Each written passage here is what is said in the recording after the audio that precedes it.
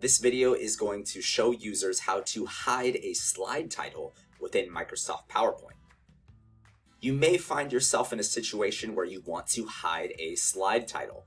It's imperative that the slide title remains for accessibility purposes, but if you want to visually hide the title, follow these steps. First, we're going to select the Home tab. Then we're going to select Arrange, followed by Selection pane. From here, we have our different objects on the page. Because this presentation came from Google, it looks a little funny, but essentially I'm going to select the box that contains the title, and I'm going to select this little icon that looks like an eyeball to hide the title.